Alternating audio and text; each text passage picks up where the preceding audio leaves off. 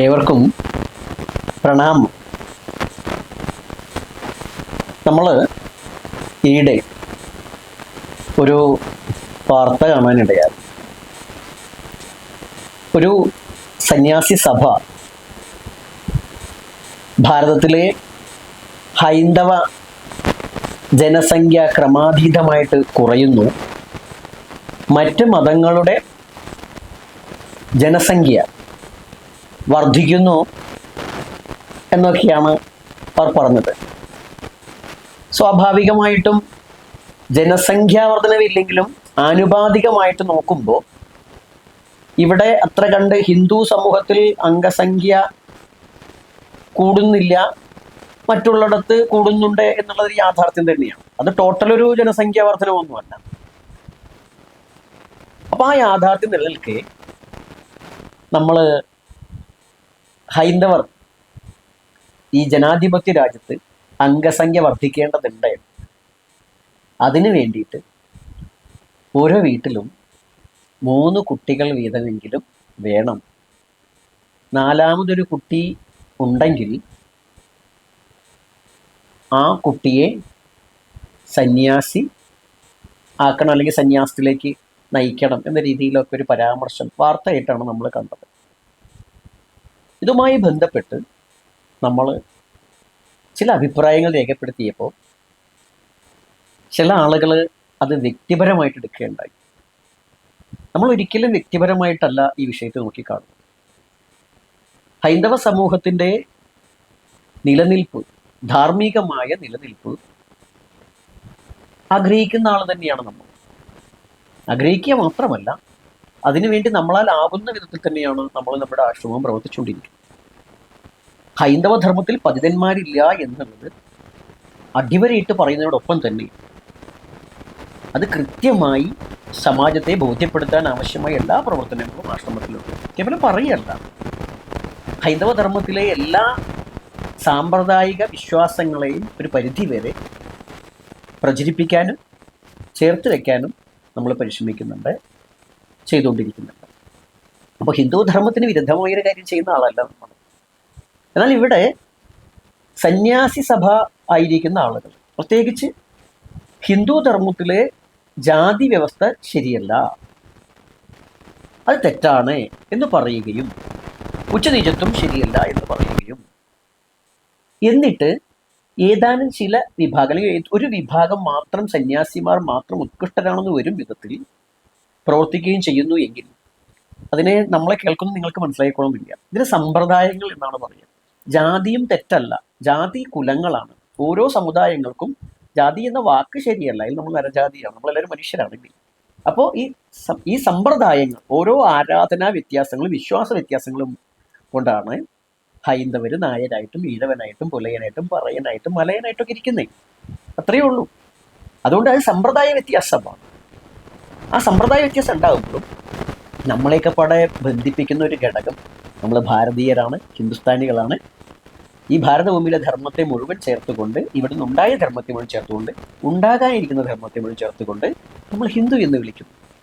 അപ്പോൾ അത് തെറ്റായെന്ന് പറഞ്ഞിട്ട് ഇതിൽ സമ്പ്രദായം മാത്രം ചേർന്നുകൊണ്ട് ഹിന്ദുവിൻ്റെ മൊത്തത്തിലുള്ള കാര്യങ്ങൾ പറയുമ്പോൾ അതിൽ ചില പോരായ്മകൾ ഉണ്ട് എന്ന് പറയാതിരിക്കാൻ നമുക്കാവില്ല. പറയുന്നു എങ്കിൽ ഹിന്ദുവിൻ്റെ മൊത്തത്തിലുള്ള കാര്യം പറയുമ്പോൾ ഒന്നിച്ചിരിക്കണം. ഇനി സന്യാസിമാരുടെ കാര്യം പറയാൻ, ഇതിൽ സമ്പ്രദായത്തിൻ്റെ കാര്യം പറയാൻ അവർക്ക് പറയാം, മറ്റുള്ളവരെയും പറയണ്ട എന്നല്ല പറയാം. പക്ഷെ ഗൃഹസ്ഥരുടെ കാര്യം പറയുമ്പോൾ ആ ഗൃഹസ്ഥാശ്രമത്തിൻ്റെ സ്വാഭാവികമായിട്ടും അതിൻ്റെ ബുദ്ധിമുട്ടുകൾ, ജീവിതത്തിലുള്ള ബുദ്ധിമുട്ടുകളും കാര്യങ്ങളും മനസ്സിലാക്കണം.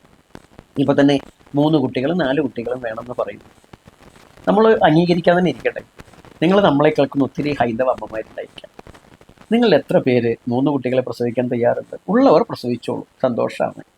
ആ കുട്ടികളെ വിദ്യാഭ്യാസം കൊടുത്ത് നല്ല രീതിയിൽ വളർത്താൻ രക്ഷിതാക്കൾക്ക്, അച്ഛന് കഴിയുമെങ്കിൽ, കുടുംബത്തിന് കഴിയുമെങ്കിൽ ആകാം, എന്ന് നമുക്ക് സന്തോഷമാണ്. പക്ഷേ നിങ്ങൾ എത്ര പേര് സമ്മതിക്കും? ഇപ്പോൾ തന്നെ ഇത്തരം സന്യാസഭ പറഞ്ഞ് ശരി എന്ന് പറയുന്നത് നിങ്ങൾ ഓരോരുത്തരും ആത്മപരിശോധന നടത്തും. നിങ്ങൾ നിങ്ങളുടെ ഭാര്യയോട് ചോദിക്കുക, അല്ലെങ്കിൽ ഭർത്താവിനോട് ചോദിക്കുക, ഇങ്ങനെ ചെയ്യട്ടെ അല്ലെങ്കിൽ ചെയ്യല്ലേ ചോദിച്ചാൽ എത്ര ആൾ സമ്മതിക്കും? അപ്പോൾ ശരിയാണെന്ന് പറയുകയല്ല, പ്രാവർത്തികമാക്കാൻ പറ്റുമോ എന്നുള്ളതാണ്. ഇനി ഇത് പ്രാവർത്തികമാക്കുക എന്ന് പറയുമ്പോൾ ഒരു പ്രസവത്തിന് ഇപ്പോൾ വരുന്ന ചെലവ് എത്രയാണെന്ന് പ്രസവവുമായി ബന്ധപ്പെട്ട് ഹോസ്പിറ്റലിൽ പോകുന്ന ആളുകൾക്ക് അറിയാൻ പറ്റും, ഇല്ലേ? ലക്ഷങ്ങൾ ചോദിക്കുന്ന ഹോസ്പിറ്റലുകളുണ്ട്. അത് പ്രസവ സമയത്ത് മാത്രമല്ല, ഒരു കുട്ടി ഗർഭിണിയായി പ്രസവം വരെയുള്ള കാര്യങ്ങൾ, പ്രസവത്തിന് ശേഷം കുട്ടി ഒന്ന് പിച്ച വെച്ച് നടന്ന് വരുന്ന സമയം നോക്കിയാൽ തന്നെ ഒത്തിരി ചെലവുണ്ട്. അതിനുശേഷം കുട്ടിയുടെ വിദ്യാഭ്യാസം, ഹൈന്ദവ സമൂഹത്തിന്റെ വിദ്യാഭ്യാസ വ്യവസ്ഥ നമ്മൾ പലപ്പോഴും ഉണ്ടെന്ന് പറയുമ്പോഴും നമ്മളെ സംബന്ധിച്ച് നമ്മൾ മനസ്സിലാക്കിയതാണ് പറഞ്ഞത്, എല്ലാവർക്കും നല്ല രീതിയിലുള്ള വിദ്യാഭ്യാസം ലഭിക്കുന്നു. ഇപ്പോൾ ഇസ്ലാമിക ക്രൈസ്തവ മിഷണറിമാരുടെയൊക്കെ പ്രവർത്തനം കൊണ്ട് എല്ലാ കാലത്തും ഇന്നലകളെ തൊട്ട് ഇന്നുവരെ അവരുടേതായിരിക്കുന്ന വിദ്യാഭ്യാസ പ്രവർത്തനങ്ങൾ കുറച്ചുകൂടി ശക്തമാണ്. നമ്മൾ ആ രീതിയിൽ ഉണ്ടെന്ന് പറയുമ്പോൾ ലഭിക്കുന്നില്ല. ബോധ്യത്തിൽ നിന്നാണ്, 3 കുട്ടികളെ വെച്ചുകൊണ്ടുള്ള ബോധ്യത്തിൽ നിന്നാണ് നമ്മൾ സംസാരിക്കുന്നത്. അപ്പൊ അവിടെ വെച്ചാൽ അത്തരത്തിലത് വളർത്തിയെടുക്കുമ്പോൾ ബുദ്ധിമുട്ട് നന്നായിട്ടുണ്ട്. അപ്പൊ കുട്ടികളെ ഉണ്ടാവണം അല്ലെങ്കിൽ ഉണ്ടാക്കണം എന്ന് പറയുമ്പോൾ ആ പ്രോസസ്സ് എങ്ങനെയാണെന്ന് കൃത്യമായി അറിയുന്ന ആളുകൾക്കാണ് ഗസ്റ്റാശ്രമികൾ. സ്വന്തം ഒരു കുട്ടിയും തലമുറയൊക്കെ ഉണ്ടായി കാണുന്ന ആഗ്രഹത്തിൽ കൂടിയാണ് പലരും വിവാഹം കഴിക്കുന്നത്. അപ്പൊ അതുകൊണ്ട് അത് പറഞ്ഞു കൊടുക്കേണ്ട ആവശ്യമില്ല. പിന്നെ ജനസംഖ്യയുടെ ഈ ഒരു മാറ്റത്തെ നമ്മൾ സൂചിപ്പിക്കണം, ഗുരുക്കന്മാർ ആചാര്യന്മാരെ സൂചിപ്പിക്കണം, അപ്പോഴേ അറിയുള്ളൂ. അത് എല്ലാവർക്കും അറിഞ്ഞോളണമെന്നില്ല. പക്ഷെ അവിടെ അത് വേണമെന്ന് പറയുമ്പോൾ അതിനുള്ള സാഹചര്യം ഹിന്ദു കുടുംബങ്ങളിൽ ഉണ്ടോ എന്ന് അന്വേഷിക്കണം. ഇതാണ് നമ്മൾ പറഞ്ഞത്. പിന്നെ അമ്മമാർക്ക് നമ്മൾ സ്വതവേ മറ്റു മതസ്ഥരെ നമ്മൾ ആക്ഷേപിക്കാറൊക്കെ പലരും ആക്ഷേപിക്കും, നമ്മൾ കണ്ടിട്ടുണ്ട്, നമ്മൾ ചെയ്തിട്ടില്ലെങ്കിൽ പോലും. ഇപ്പോൾ മുഹമ്മദ് നബിയുടെയൊക്കെ കാര്യം പറയുമ്പോൾ നബി സ്ത്രീകളെ അല്ലെങ്കിൽ ഖുറാൻ സ്ത്രീകളെ, ഹദീസ് സ്ത്രീകളെ വിളനിലമായി പറഞ്ഞു എന്നൊക്കെ പറഞ്ഞിട്ട് നമ്മൾ പറയാതെ പറയുന്നത് എന്താണ്? സ്ത്രീകൾ ഒരു പ്രസവിക്കുന്ന വിഷയമായിട്ടല്ലേ പറയുന്നത്? ആവശ്യമുണ്ടായിരിക്കാം, പക്ഷെ അതല്ലേ പറയുന്നത്. അപ്പോൾ ഇത്തരത്തിൽ പറയുമ്പോൾ ഇപ്പം നമ്മളുടെ ഒരു അനുഭവം നമ്മൾ പറഞ്ഞു. ഒരു കുട്ടി ഈ പറഞ്ഞ ട്വിൻസായിട്ട് ഗർഭിണിയായ ഒരു കുട്ടി, വയറ്റിലുള്ളത് ട്വിൻസാണ്, ഇരട്ട കുട്ടികൾ. ആ കുട്ടികളുടെ പ്രസവവുമായി വളരെ സങ്കീർണമായൊരു കോംപ്ലിക്കേഷൻ വന്ന സമയത്ത് അവർ ഒരു ഹോസ്പിറ്റലിൽ പോയ സമയത്ത് അവിടുന്ന് ഗവൺമെൻറ് ആശുപത്രിയിൽ നിന്ന് മാറ്റി പിന്നീട് പ്രൈവറ്റ് ഹോസ്പിറ്റലിലേക്കാണ് പോകുന്നത്. അവിടെ ചെന്ന സമയത്ത് അവർ അതൊന്നും എന്തെങ്കിലും ഒന്ന് ചെയ്യണമെങ്കിൽ 8 ലക്ഷം രൂപയാണ് ആവശ്യപ്പെട്ടത്. അവർ വിദേശത്താണ്, അവരുടെ ഭർത്താവ്, ഇതിലെ കുഴപ്പമില്ല, എന്നാൽ പോലും അവർക്കത് കഴിയില്ല. അവരെന്ത് ചെയ്യാണ്? അവർ അവിടുന്ന് വീണ്ടും മെഡിക്കൽ കോളേജിലേക്ക് പോവുകയാണ്. മെഡിക്കൽ കോളേജിൽ വന്നു, ഈ തൃശ്ശൂരാണ് മെഡിക്കൽ കോളേജിൽ വന്നു. പക്ഷേ അതുകൊണ്ട് തന്നെ ആ യാത്രയും മറ്റുള്ളതും സാമ്പത്തികം ഇല്ലാത്തതുകൊണ്ടും ഒരു കുട്ടിയെ മാത്രമേ അവർക്ക് ലഭിച്ചുള്ളൂ. 8 ലക്ഷം എടുക്കാനില്ല. ഇനിയിപ്പോൾ ഏതെങ്കിലും ഹിന്ദുക്കളുടേതായിരിക്കുന്ന മിഷണറിമാരുടേതായിരിക്കുന്ന ഹോസ്പിറ്റൽ ഉണ്ടെങ്കിൽ അവർ ഇത്തരത്തിൽ സേവനം ചെയ്യുന്നുണ്ടെങ്കിൽ പരസ്യമായി പറയട്ടെ. അപ്പോൾ എന്താ വെച്ചാൽ ഒരു പരിധി വരെ അത്തരത്തിൽ പ്രസവമൊക്കെ ചെയ്ത് ഗവൺമെൻറ് ആശുപത്രിയെ സമീപിക്കുമ്പോഴുള്ള ബുദ്ധിമുട്ട് മാറ്റിയിട്ട് നമുക്ക് ഈ പറയുന്ന മിഷൻസ്, ഈ സന്യാസ മഠങ്ങളുടെയൊക്കെ കീഴിലുള്ള ഹോസ്പിറ്റലിലൊക്കെ സമീപിച്ച് അവർ ഫ്രീ ആയിട്ട് ചെയ്തു കൊടുക്കുകയാണെങ്കിൽ നല്ലതാണ്. 3-4 പ്രസവമൊക്കെ ഇവിടെ സാധ്യമല്ല. ഇത് പറയാൻ എളുപ്പമാണ്, ഇത് അനുഭവിക്കണം. ഈ അനുഭവിക്കണം എന്നുള്ളത് കൊണ്ടാണ് നമ്മുടെ ഈ ധർമ്മം. സന്യാസം സ്വീകരിക്കണമെങ്കിൽ സന്യാസം 4ാമത്തെ ആശ്രമമായിട്ടാണ് പറഞ്ഞത്. പിന്നെ അതിൻ്റെ അപ്പുറം വരുന്നതാണ് കൗളാശ്രമം. കൗളന്മാർ പ്രത്യേകിച്ച് സന്യാസത്തിൻ്റെ പുറത്താണ് വരുന്നത്, അത്യാശ്രമികളാണ്. കൗളസ്തു പഞ്ചമാശ്രമ. നിങ്ങളുടെ കൗളാശ്രമികൾ സന്യാസത്തിൻ്റെ 4ാമത്തെ ആശ്രമമല്ല, 5ാമത്തെ അവധൂത പാരമ്പര്യത്തിലാണ്. ആ പാരമ്പര്യത്തിൽ നിന്നുകൊണ്ട് തന്നെയാണ് അഭിമാനത്തോടെ നമ്മൾ ഈ വിഷയം സംസാരിക്കുന്നത്. ഒരു ധർമ്മവിത്തായിക്കൊണ്ട് തന്നെയാണ് ധർമ്മത്തെ സംസാരിക്കുന്നത്. ഇവിടെയാണ് ഹിന്ദു ധർമ്മം സന്യാസം എന്ന് പറഞ്ഞിരിക്കുന്നത് തന്നെ ചതുരാശ്രമങ്ങളുടെ ഭാഗമായിട്ടാണ്. ആ ചതുരാശ്രമങ്ങളുടെ ഭാഗമായിട്ട് ബ്രഹ്മചര്യം, ഗാർഹസ്ഥ്യം, വാനപ്രസ്ഥം, സന്യാസം, ഇങ്ങനെയാണ് ഇതിൻ്റെ ക്രമം പറഞ്ഞിരിക്കുന്നത്. അല്ലാതെ ക്രമത്തിന് എന്താ തെറ്റ്? ഒരു തെറ്റും ഇല്ല. പക്ഷെ എന്താണ് അവിടെ പ്രശ്നം വരിക? അവർക്ക് ഒരിക്കലും തന്നെ ഗൃഹസ്ഥാശ്രമിയുടെ പ്രാരാബ്ധത്തെക്കുറിച്ച് ബോധ്യം ഉണ്ടാവില്ല. ബോധ്യമില്ലാത്ത കാര്യങ്ങൾ നമ്മൾ സംസാരിച്ചാൽ എങ്ങനെ ഉണ്ടായിരിക്കും? നമുക്ക് വാഗൊണ്ട് പറയാം. പ്രത്യേകിച്ച് സന്യാസി സഭയൊക്കെ പറയുന്ന നേരത്ത് പുണ്യാത്മാക്കളും മഹാത്മാക്കളുമാണ് അവിടെ അത് പറഞ്ഞുകൊണ്ടിരിക്കുക. അവർ പറയുന്ന വാക്കുകളൊന്നും വൃഥ ആവരുത് എന്ന ആഗ്രഹം നമുക്കുണ്ട്. അതുകൊണ്ട് തന്നെ അത് നടപ്പാക്കാൻ പറ്റുകയാണെങ്കിലേ പറഞ്ഞിട്ട് കാര്യമുള്ളൂ. കാരണം എന്താ ഭാര്യ, എന്താ കുടുംബം, അതിൻ്റെ ഒരു ബുദ്ധിമുട്ട് അവർ അറിഞ്ഞിട്ടില്ല. അറിഞ്ഞ സന്യാസിമാരുണ്ടായിരിക്കില്ല അവിടെ, തീർച്ചയായിട്ടും. അവരത് പറയുന്നത് നമ്മൾ എതിരാണോ? ഒരിക്കലും അല്ല. അനുഭവമുള്ളവർക്ക് പറയാമെന്നാണ് നമ്മൾ പറയുന്നത്, നമ്മൾ പറഞ്ഞതല്ല. നമ്മൾ പറയുന്നു എന്നുള്ളിടത്താണ് ഇതിൻ്റെ വിഷയങ്ങൾ വരുന്നത്. ഇത് ശ്രുതി സമ്മതമായിട്ട് സന്യാസിമാരും ഹൈന്ദവരും ശ്രുതിയെ പിൻപറ്റുന്നവരാണെന്നാണല്ലോ നമ്മളൊക്കെ ധരിച്ചും പറഞ്ഞും വിശ്വസിച്ചും ബോധ്യപ്പെട്ടും പോകുന്നത്. അപ്പോൾ ശ്രുതി പ്രമാണങ്ങൾക്ക് വിരുദ്ധമായി പ്രവർത്തിക്കുന്നു എങ്കിൽ, അതിനെ ചണ്ടാളബാബ സൂചിപ്പിക്കുന്നു, ചൂണ്ടിക്കാണിക്കുന്നു എങ്കിൽ, നമ്മൾ ചണ്ടാളബാബയെ കല്ലെറിയുമ്പോൾ യഥാർത്ഥത്തിൽ ശ്രുതിയാണ് കല്ലെറിയുന്നത്. ശ്രുതി അനുസരിച്ചാണ് നമ്മൾ സംസാരിക്കുന്നത്. ശ്രുതി കേവലം വൈദികം മാത്രമല്ല, ശ്രുതിശ്ച ദ്വിവിധ വൈദികീതാന്തി. വേദപാരമ്പര്യം അനുസരിച്ച് ഗായത്രി സാധനയോടുകൂടി ഉപനയനം ചെയ്ത് ദ്വിജത്വം സ്വീകരിച്ച് അങ്ങനെ പോയിട്ട് സന്യാസം സ്വീകരിക്കേണ്ടവർക്ക് അങ്ങനെയാകാം. അല്ല, കുലധർമ്മ പാരമ്പര്യത്തിൽ കുലദേവതാ ഉപാസനയോട് കൂടിയിട്ട് സാമ്പ്രദായികമായിട്ട് അങ്ങനെ പോകുന്നവർക്ക് തന്ത്ര പദ്ധതി അനുസരിച്ച് അങ്ങനെയും പോകാം. അത് കൗളമാർഗത്തിലോ ശാക്തേയമത്തിലോ അങ്ങനെയും പോകാം. വിരോധമില്ല, ഏത് രീതിയിലും പോകാം. രണ്ടും ശ്രുതിയാണ്. ഇപ്പോൾ വൈദികമായിരിക്കുന്ന ശ്രുതി വ്യവസ്ഥകളാണ് പലപ്പോഴും ഈ ദശനാമീയ സമ്പ്രദായത്തിലുള്ള സന്യാസിമാരൊക്കെ വരാറ്. അതിലുള്ള സന്യാസിമാർ ഈ ഒരു വിഷയത്തിൽ ഇടപെടുന്ന നേരത്തെ അവർ ധർമ്മവിരുദ്ധമായി ജീവിക്കുകയും ധർമ്മവിരുദ്ധമായിട്ട് സംസാരിക്കുകയും ചെയ്യുമ്പോൾ ആ ധർമ്മം എന്തേ എന്നുള്ളത് അവരെ പഠിപ്പിക്കാൻ നമ്മൾ ആളല്ല. ഇതിനെ അന്വേഷിക്കുന്നവരുടെ മുന്നിൽ എന്താണ് ശ്രുതി പറയുന്നത് എന്ന് പറയാനാണ് നമ്മൾ ഈ അവസരത്തിൽ ആഗ്രഹിക്കുന്നത്. അതിനാണ് സമയം കണ്ടെത്തുന്നത്. അപ്പോൾ എന്താണ് ശ്രുതി പറയുന്നത്? ശ്രുതി ഇപ്രകാരം പറയും: ആശ്രമാദാശ്രമം ഗത്വാ ഹുത ഹോമോ ജിതേന്ദ്രിയ ഭിക്ഷ ബലി പരിശ്രാന്ത പ്രവചൻ പ്രേത്യവർദ്ധതേ എന്ന് ധർമ്മം പറയുകയാണ്.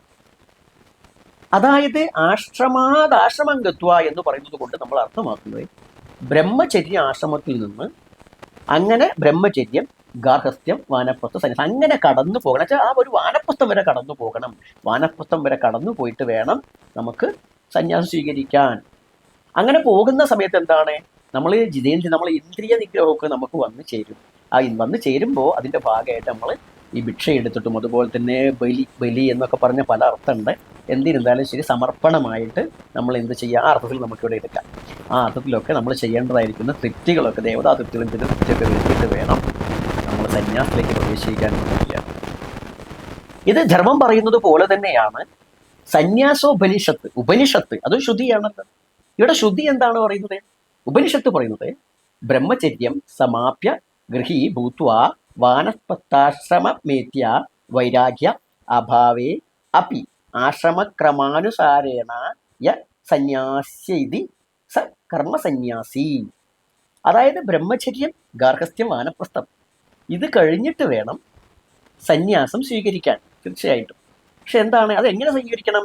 ഒരു സംശയമില്ലാതെ പറയട്ടെ, അത് നമുക്ക് വൈരാഗ്യം വന്നിട്ട് വേണമെന്നാണ് ശ്രുതി പറയുന്നത്. വൈരാഗ്യം വന്നതിന് ശേഷം സന്യാസം സ്വീകരിക്കണം. ഇനി അതോ വൈരാഗ്യം വന്നിട്ടില്ലെങ്കിലോ?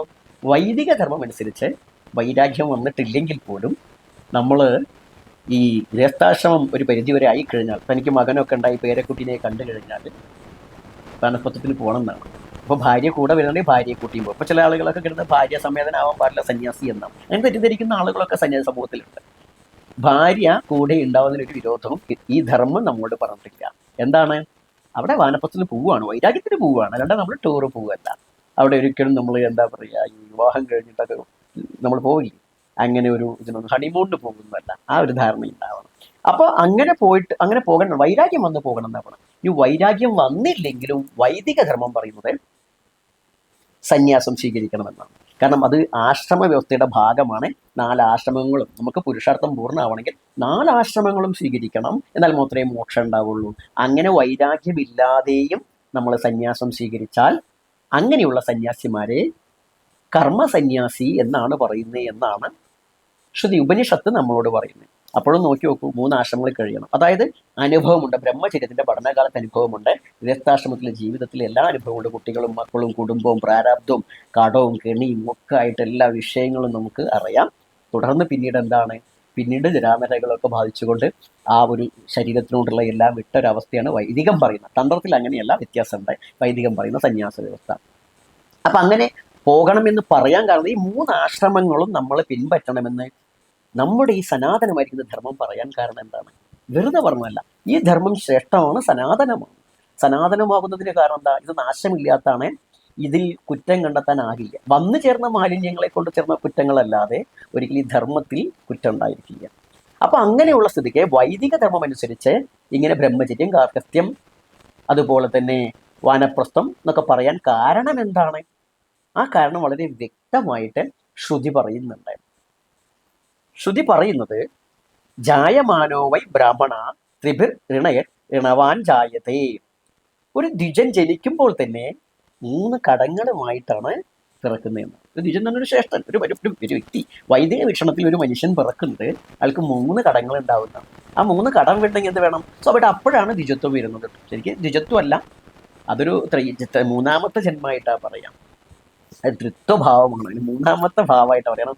ആദ്യം ജനിക്കുന്നത് അമ്മയുടെ വയറ്റിലാണ്, 2ാമത് നമ്മൾ പുറത്തേക്ക് വന്ന്, 3ാമതാണ് ശരിക്കും സത്യത്തിൽ ഉപനയനാധികാരികളൊക്കെ. അപ്പോൾ അങ്ങനെയുള്ള ഒരു സാധാരണ ഒരു മനുഷ്യൻ എന്നെ വിളിക്കാം നമുക്ക്. വൈദിക വീക്ഷണത്തിന് മനുഷ്യന് 3 കടങ്ങളുണ്ട് എന്നാണ് പറയുന്നത്. ജന്മം കൊണ്ട് തന്നെ 3 കടമുണ്ട്, അത് വീട്ടണം. അപ്പോൾ ഏതാണ് ആ 3 കടങ്ങൾ? അത് വീട്ടേണ്ട കടങ്ങൾ സത്യത്തിൽ എന്താണ്? യജ്ഞേന ദേവീഭ്യ പ്രജയാ പിതൃഭ്യ സ്വാധ്യായേന ഋഷിഭ്യ എന്നാണ്.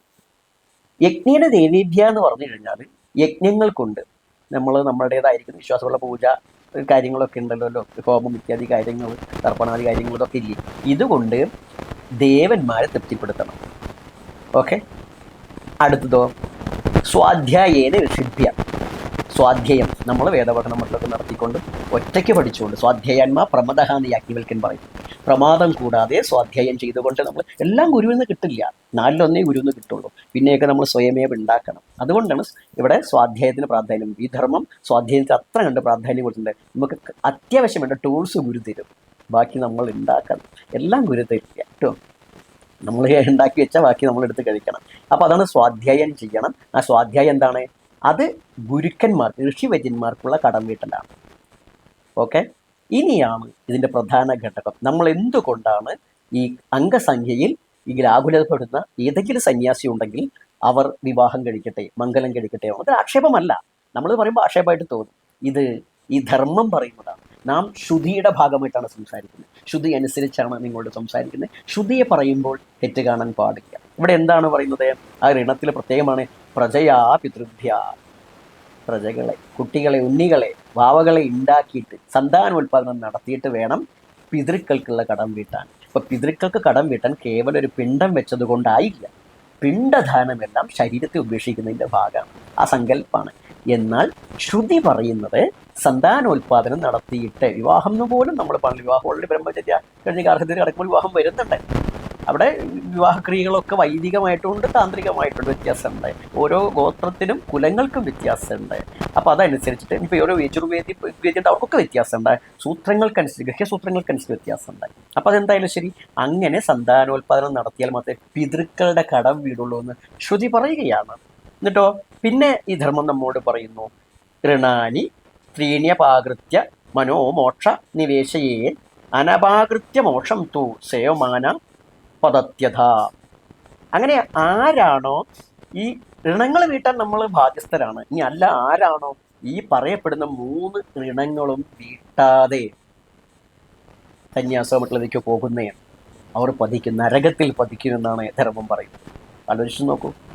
നമ്മുടെ ധർമ്മത്തിനല്ല പിഴവ്, ധർമ്മത്തെ വേണ്ടവണ്ണം ആചരിക്കാത്തടത്താണ് പിഴവ്. അപ്പൊ പിന്നെ പറയുന്നത് എന്താണ്? പിന്നെ പറയുകയാണ് അധീത്യ വിധി വേദേദ്വാൻ പുത്രാംശോത്പാദ്യ ധർമ്മത ഇഷ്ടാച്ച ശക്തിതോ യജ്ഞേർ മനോമോക്ഷ നിവേശയേ. അതായത് വിധിപ്രകാരം നമ്മൾ ഈ പറയുന്ന ഈ ധർമ്മത്തിലുള്ള മനുഷ്യർ, വൈദിക സമ്പ്രദായത്തിലാണ് ഇവിടെ പറയുന്നത്, വൈദിക പാരമ്പര്യം. ഈ സമ്പ്രദായക്കാർ വിധിപ്രകാരം നമ്മൾ യജ്ഞാദികളൊക്കെ നടത്തണം. കൂടാതെ ധർമ്മം അനുസരിച്ച്, എന്താണ് ധർമ്മം? ഗൃഹസ്ഥ ധർമ്മം അനുസരിച്ച്, സനാതനമായിരിക്കുന്ന ധർമ്മവ്യവസ്ഥ അനുസരിച്ച് പുത്രന്മാരെ, പുത്രൻ എന്ന് പറഞ്ഞാൽ പുത്രിയും കൂടി ഉണ്ടെന്ന് മനസ്സിലാക്കുക, പുത്രൻ മാത്രമല്ല, പുത്രന്മാരുടെ കുട്ടികൾക്ക് ജന്മം നൽകണം. എന്നിട്ട് സ്വശക്തി അനുസരിച്ചിട്ട് യജ്ഞാദികൾ ചെയ്യണം. അങ്ങനെയുള്ളവരെന്താണ്? എന്നിട്ട് മോക്ഷത്തിന് വേണ്ടിയിട്ട് പ്രവർത്തിക്കണം. മനസ്സിനെ എന്നിട്ട് വേണം മോക്ഷത്തിലേക്ക് നയിക്കാൻ എന്ന് പറയുകയാണ് ധർമ്മം. ഇനി സന്താനങ്ങളെ നമ്മൾ ഉണ്ടാക്കുന്നില്ല എന്ന് കരുതുക. സന്താനങ്ങൾ ഉണ്ടാക്കേണ്ട സന്യാസം സ്വീകരിക്കുക. ആ സന്യാസം സന്താനങ്ങളിൽ നിന്നും ഉണ്ടാക്കില്ല, സന്യാസം സ്വീകരിച്ചു എന്ന് പറയാം. അപ്പോൾ ശ്രുതി എന്താ നമ്മളോട് പറയുന്നത്? അനധീത്യ ദ്വിജോ വേദാനുപാദ്യ പാതൃ തഥാ സുതാൻ അനിഷ്ട ചൈവ യജ്ഞൈശ്ച മോക്ഷമിച്ചൻ വ്രജത്യത. ആരാണോ വിധിയില്ലാതെ അധാർമികമായിട്ട് വേദപഠനം നടത്താതെയും സന്താനോൽപാദനം നടത്താതെയും സന്യാസം സ്വീകരിക്കുന്നത്, അവർ താഴെ നരകത്തിൽ പതിക്കുമെന്ന് പ്രമാണം പറയുകയാണ്. അപ്പൊ ഇവിടെ നമ്മൾ എന്തുകൊണ്ടാണ് ഈ വിഷയത്തിൽ സംസാരിച്ചത്? ശ്രുതി വിരുദ്ധമായ കാര്യം ചെയ്തു എന്നുള്ളത് കൊണ്ടാണ്. ശ്രുതി വിരുദ്ധം. സനാതന ധർമ്മത്തെ താങ്ങി നിർത്തുന്നത് ശ്രുതിയാണ്. വീണ്ടും പറയുന്നു, അത് വൈദികം മാത്രമല്ല, താന്ത്രികണ്ട്. തന്ത്രത്തിൽ തന്നെ ഗോത്രവിഭാഗങ്ങൾ, ആദിവാസി വിഭാഗങ്ങളുടെ തന്നെ ആചാരാനുഷ്ഠാന പദ്ധതികളൊക്കെ ഉണ്ട്. എല്ലാവർക്കും മനസ്സിലാവില്ല. അതുകൊണ്ടാണ് കാന്താര സിനിമയൊക്കെ എന്തോ സംഘപരിവാറിനെ സ്വീകരിക്കുന്നതാണെന്ന് മീഡിയ വണ്ണിയെ പോലെ, ജമാഅത്തിയെ പോലുള്ള ആളുകൾക്കും, അല്ലെങ്കിൽ വിപ്ലവം പറയുന്ന ചില ആളുകൾക്കും, അല്ലെങ്കിൽ ഏതെങ്കിലും തരത്തിൽ ജാതീയത പറഞ്ഞുകൊണ്ട് ഹിന്ദു ധർമ്മത്തെ വിഘടിപ്പിക്കാൻ നിൽക്കുന്ന ആളുകളൊക്കെ പറയാൻ കാരണം തന്ത്രത്തിന്റെ ആഴം അറിയില്ല. നമുക്കൊക്കെ ഈ ഒരു ചാതുർവർണ്ണ വ്യവസ്ഥയും ചതുരാശ്രമങ്ങളും മാത്രമാണ് ഹിന്ദു എന്ന് അത്യാശ്രമികളെ കുറിച്ചോ കവളാശ്രമികളെ കുറിച്ചോ ഒരു ധാരണയില്ല. അപ്പൊ അതുകൊണ്ട് തന്നെയാണ് നമ്മൾ പറഞ്ഞത് ഇവിടെ ഈ സന്യാസി എന്ന് പറയുന്ന ആളുകൾ ഏത് തരത്തിലാണ് സന്യാസിയാകേണ്ടത്? സന്താനോൽപാദനം നടത്തിക്കൊണ്ട്. സന്താനോൽപാദനം നടത്താതെ ആരെങ്കിലും സന്യാസം സ്വീകരിച്ചു എങ്കിൽ അവർ തെറ്റ് ചെയ്തിരിക്കുന്നു. അവർ ധർമ്മവിരുദ്ധമായി, അവർ ശ്രുതിവിരുദ്ധമായി ജീവിക്കുന്നു. തെറ്റാണോ? തെറ്റല്ല, അവർക്കതാകാം. ഒരു ബൗദ്ധപാരമ്പര്യത്തിന്റെ ഭാഗമായി കടന്നു വന്ന സന്യാസത്തെ നമ്മളാരും തള്ളിക്കാണ്ട് അതിനെയും സ്വീകരിക്കാം. പക്ഷെ മറിച്ച് അവർക്കൊരു പരിധിയുണ്ട് എന്നാണ് നമ്മൾ പറയുന്നത്. അവർക്കൊരു പരിധിയുണ്ട്. അവർ ശ്രുതിയെക്കുറിച്ച് പറയാൻ എത്രത്തോളം പ്രാപ്തരാണ് എന്ന് അവർ ചിന്തിക്കണം. കാരണം അവർ ധർമ്മവിരുദ്ധമായിട്ടാണ്, അവർ കൃത്യമായിട്ടും അവരെന്താണ് സന്താനങ്ങളെ ഉൽപ്പാദിപ്പിച്ചില്ല. അപ്പൊ എന്തായി? പിതൃക്കൾക്കുള്ള കടം വീട്ടിയിട്ടില്ല. അവരെ കടം വീട്ടാൻ മറ്റുള്ളവർ ഉത്തരവാദികളല്ല, അവരെ കടം വീട്ടാൻ മറ്റുള്ളവർക്ക് ആവുകയുമില്ല.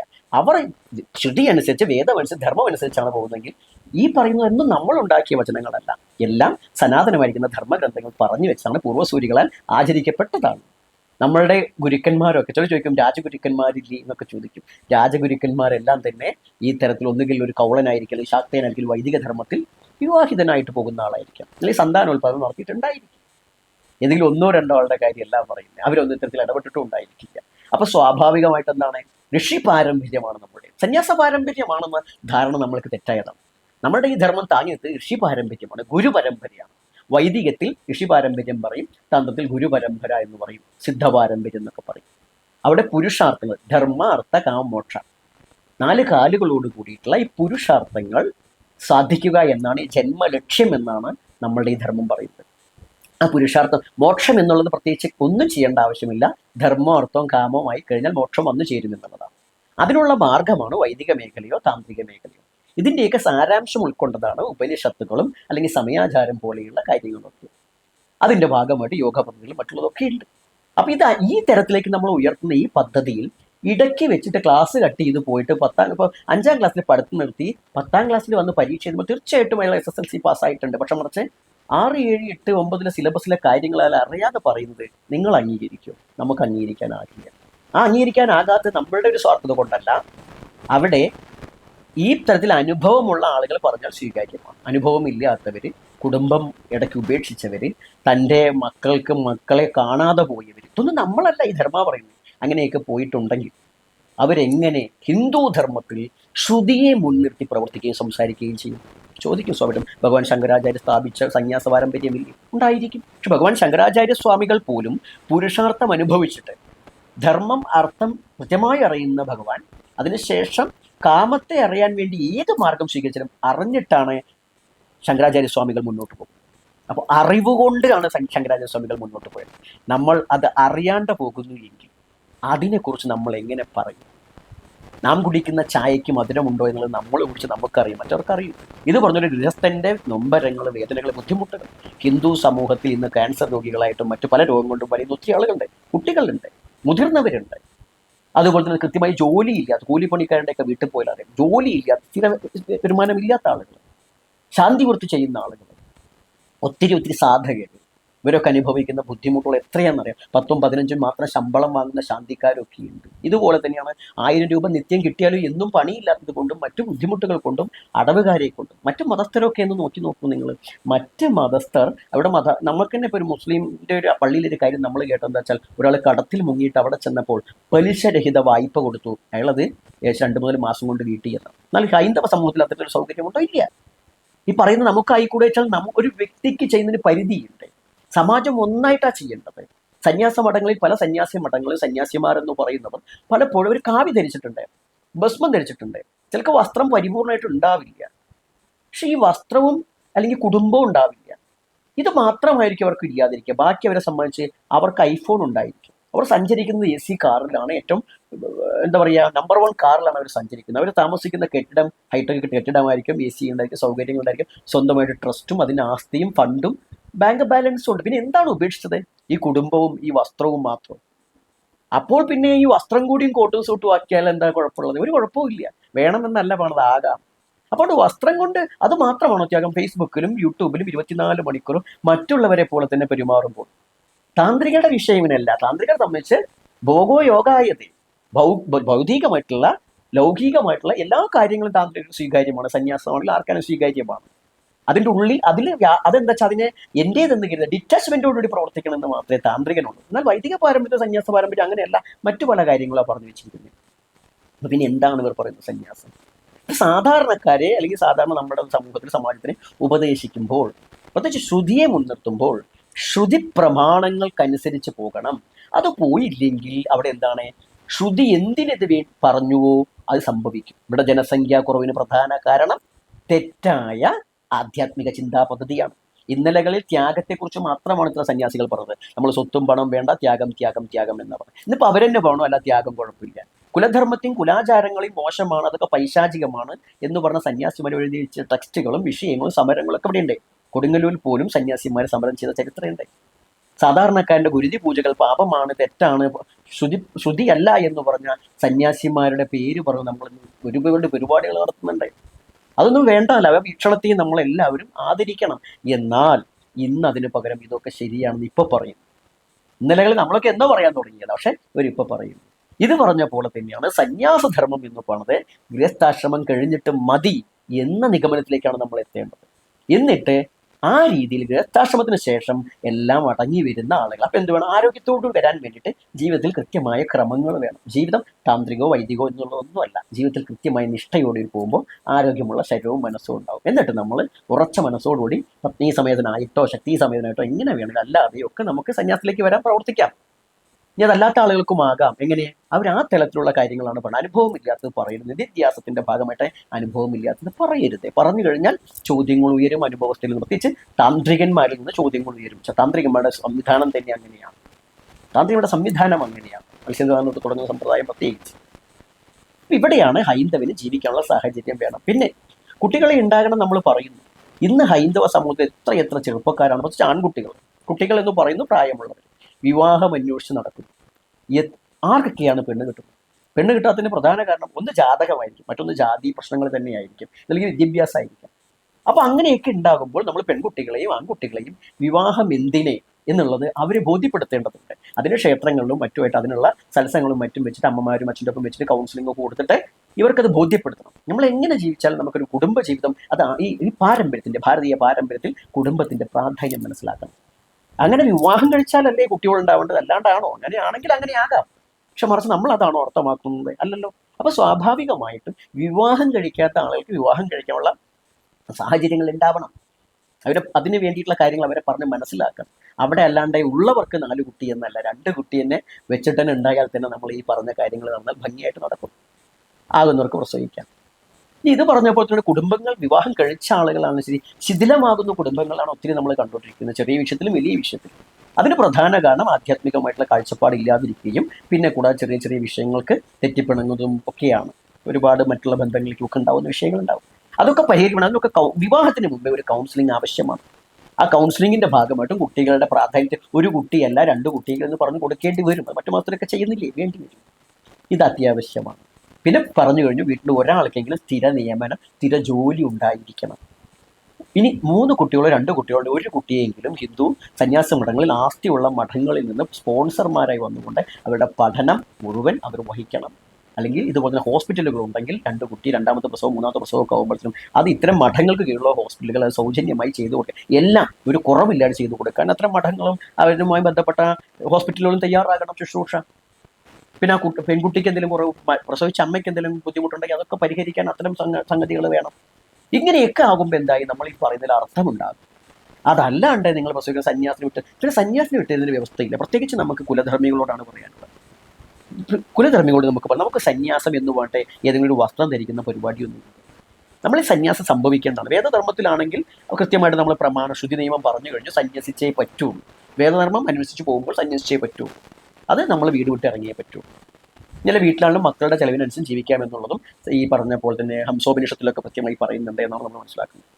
അപ്പം പിന്നെ എന്താണുള്ളത്, കുലധർമ്മത്തിൽ നമ്മൾ നമ്മുടെ കുലധർമ്മം അനുസരിച്ച് മുന്നോട്ട് പോകുക, അടുത്ത തലമുറയ്ക്ക് അത് ഉപദേശിക്കുക. അതുവഴി നമ്മൾ ഒതുങ്ങി. അതിനെയാണ് മുത്തപ്പന്മാർ, മുക്തി നേടിയ അപ്പന്മാർ, മുക്തി നേടിയ അമ്മമാർ, മുക്തിമാരി എന്നൊക്കെ പറയും. ആ രീതിയുള്ളൂ ഗുരു യോഗീശ്വര ഭാവത്തിലേക്ക് വരിക.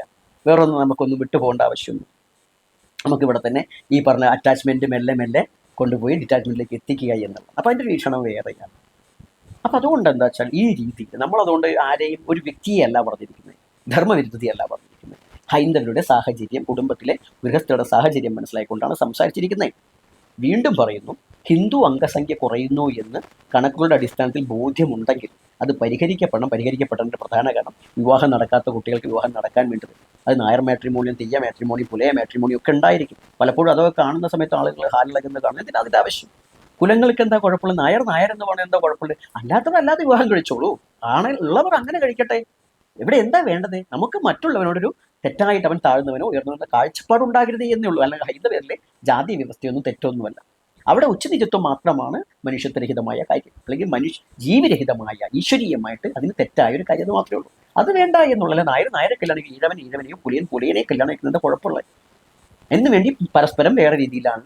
അതിന് വിരോധം ഉണ്ടാവാൻ പാടില്ല. അതൊക്കെ ആകട്ടെ. അതൊക്കെ പറയാൻ കാരണം കുലത്തിന്റെ ഭാഗമായിട്ട്. അതിനെക്കുറിച്ച് കൂടുതൽ പറഞ്ഞാൽ കുറേ വിഷയം അങ്ങനെ പറയാം. എന്തായാലും ഒന്നുണ്ട്, ഒരു പ്രത്യേക വിശ്വാസവും ജീവിതശൈലിയും സ്വീകരിച്ചു വരുന്ന ഒരു കുടുംബത്തിലേക്ക് അതല്ലാത്തൊരു വ്യക്തി വരുമ്പോൾ സ്വാഭാവികമായിട്ട് ചില വിഷയങ്ങൾ ഉണ്ടാകും എന്നുള്ളതുകൊണ്ട് ഇന്നലകളിൽ ജാതി വ്യവസ്ഥ പിടിച്ചത്. ഇന്ന് എത്രത്തോളം അത് ആവശ്യമുണ്ട് എന്നുള്ളത് ഓരോരുത്തർ സ്വയം അവരുടെ വിദ്യാഭ്യാസം കൊണ്ടും ജീവിതം കൊണ്ടും അനുഭവം കൊണ്ടും ബോധ്യപ്പെടുക.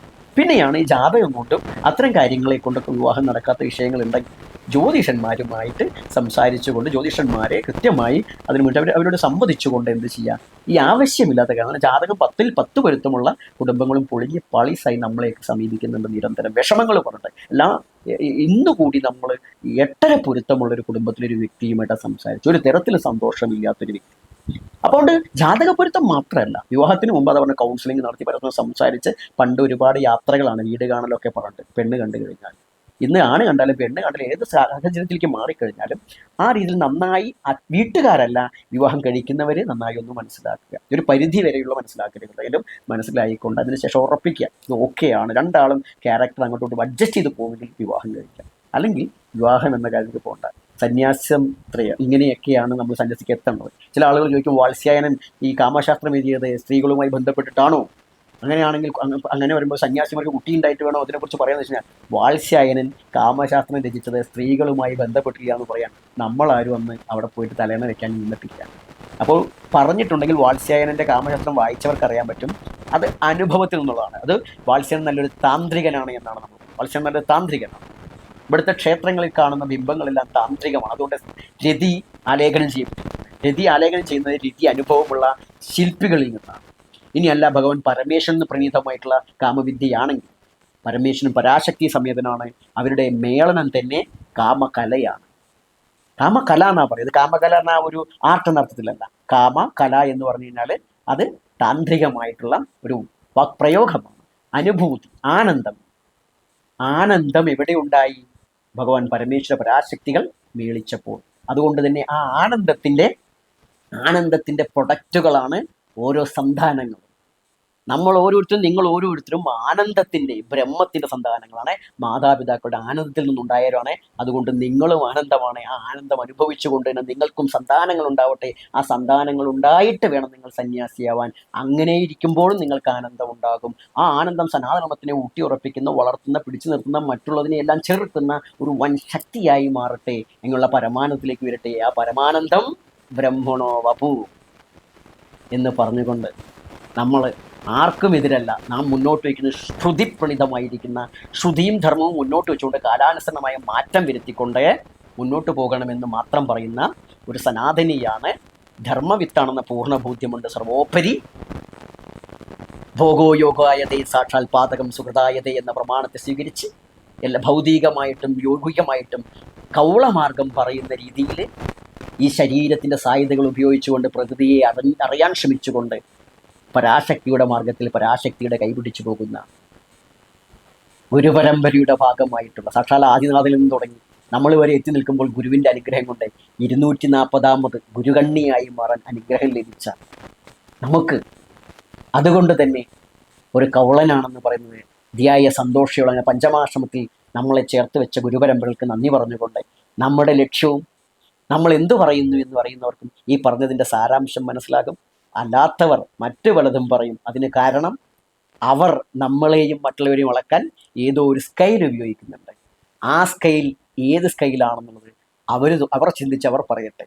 അതല്ല ധർമ്മവും ശ്രുതിയുമാണെങ്കിൽ ഈ പറയുന്ന ശ്രുതിയാണ് സനാതനത്വത്തിൻ്റെ മാനദണ്ഡമെങ്കിൽ നാം പറഞ്ഞത് ധർമ്മവും, അപ്പുറത്ത് പറയുന്നത് സനാതനമായിരിക്കുന്ന അധർമ്മവുമാണ്. അത് തിരുത്തപ്പെടട്ടെ. എല്ലാവരും ഒന്നിച്ചു ചേർന്ന് എല്ലാ സമ്പ്രദായങ്ങളും, ജാതീയ വേണ്ട എന്ന് പറയുന്നവർ, ജാതി വിവേചനം വേണ്ട എന്ന് പറയുന്ന സമ്പ്രദായ ഭേദം പറഞ്ഞിട്ട് ഏതെങ്കിലും ഒരു സന്യാസി വിഭാഗമല്ല, എല്ലാ സന്യാസി വിഭാഗങ്ങളും ഒന്നിച്ചിരുന്നു കൊണ്ട്, എല്ലാ ആചാര്യന്മാരും ഗൃഹസ്ഥാശ്രമങ്ങളും എല്ലാവരും ഒന്നിച്ചിരുന്നു കൊണ്ട് സനാതനത്തിന് വേണ്ടി സംസാരിക്കട്ടെ, വാക്കുകൾ ഉയർത്തട്ടെ, പ്രവർത്തിക്കട്ടെ. സംഘീയ ശക്തി കലിയുഗീയ ഈ കലിയുഗത്തിൽ സംഘടിത ശക്തിക്കാണ് പ്രാധാന്യം എന്ന ബോധത്തോടുകൂടി ഒരു വിഭാഗമല്ല, ഒരു കാസ്റ്റോ ഒരു റിലീജിയനോ ഒന്നുമല്ല ഈ ധർമ്മം പ്രവർത്തിക്കേണ്ടത്. ധർമ്മബോധമുള്ള ധർമ്മവിത്തുക്കളാണ് എന്ന് പറഞ്ഞുകൊണ്ട് നിർത്തുന്നു. ഏവരെയും ആദിമുത്തൻ ചാത്തപ്പനും ചണ്ടാളമുത്തപ്പനും മൂലസ്ഥാനം കരുതി അമ്മയും മുത്തിവിറ്റ കുട്ടിച്ചാത്തൻ മനസ്സിലെ പതിമാന മക്കളും അനുഗ്രഹിക്കട്ടെ. നമ്മളെപ്പോഴും ധർമ്മപക്ഷത്ത് നിങ്ങളുടെ ഒപ്പം തന്നെയുണ്ട്. നമസ്തേ. ഓം ഹരി നമ ചണ്ടാള രൂപായ കുലഗുരു ശ്രീപാദകാം പൂജയാമി. ചണ്ടാളോഹം. ജയ് ഹിന്ദ്. വന്ദേ മാതരം.